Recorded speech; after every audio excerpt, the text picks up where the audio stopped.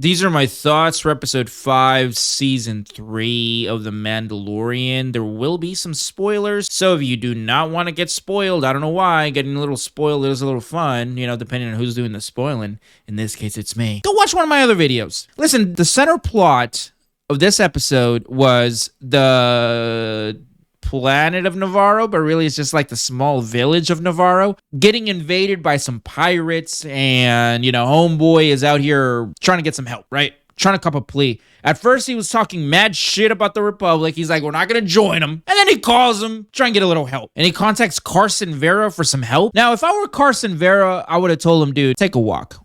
We're good. You guys said you were independent. You guys said you could handle it. Leave us out of it. That's not our smoke. You take care of business, right? But Kavera here is a good dude. He goes to Coruscant, and once again, we get to see that the New Republic is run by a bunch of idiots. It's a stupid New Republic. Honestly, they should have kept it the Empire, right? I mean, clearly, I'm gonna think that the New Republic is shit, but that's not what this video is about. The video is about how they are constantly showing us in this season of The Mandalorian that the New Republic is incompetent, and once again, we got to see that with Captain Vera here. So at first, the New Republic was like, meh, we might help. But then homegirl, you know, the one that betrayed the doctor in the last episode, in episode 3, she convinces the New Republic official to say, no, we're not going to help. They're on their own. And I think she's doing this because she secretly is working with whoever is orchestrating the pirates and all these people, all these moving pieces. She's probably working with those people. And I think, well, I'll tell you at the end of this video. Well, Captain Vera outsources the help to Mando, right? And he travels to go see Mando, Din Djarin. Then Din Djarin presents the idea to the Children of the Watch, and they all agree, right? We get a little swerve there with Paz Vizsla, but they all agree to go save Navarro with the agreement that they will get a piece of the land. They're going to get a little taste. Then we get this amazing scene.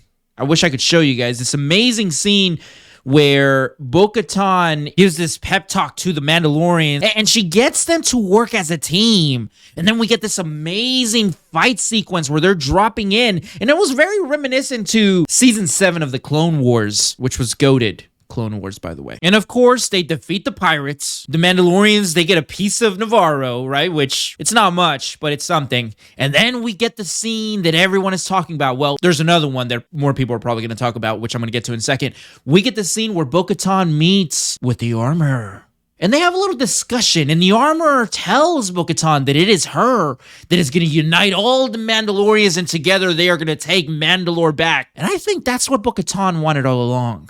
I think this entire thing has been a ploy, has been a game. You see, I believe that Bo-Katan is really not alone like she claimed. I believe that she had her night owls go out and use TIE fighters to blow up her own castle so she could join the Children of the Watch. Meanwhile, the Night Owls are out there making moves, making power plays. But now let's talk about the scene that everyone is going to talk about. And this scene is probably more important than most people think. And of course, I'm talking about the scene where none other than where Zeb, that's right, live action Zeb. Zeb from the Ghost Crew from Rebels made an appearance. Now, I believe that Dave Filoni put Zeb in there as a tease to get us ready to remind us of the Ghost Crew, because I believe that by the end of this season, we will get an almost complete Ghost Crew. Of course, Ezra Bridger is still out in the unknown regions of space, but I believe that the end of this season will lead into the Ahsoka series, and in that season is where we can get the full and complete, with the exception of Kanan, who sacrificed himself, as we all real Star Wars fans saw in Rebels. But the most interesting scene of this episode was, of course, the last scene we got, where Carson Vera here found that what was once an Imperial ship, now being utilized by the New Republic, was destroyed, and he found out that Moff Gideon had been rescued. But what was more interesting was that who rescued him? Mandalorians. Now, I'm not going to speculate anymore. I'm not going to make these weird, far-fetched theories. I'm going to leave that to Star Wars Theory. No. Instead, I want to hear from you guys. What do you guys think is going to happen, and what did you think about this episode, episode 5, season 3 of The Mandalorian? Let me know down in the comments, and like always, don't forget to subscribe. Sensational.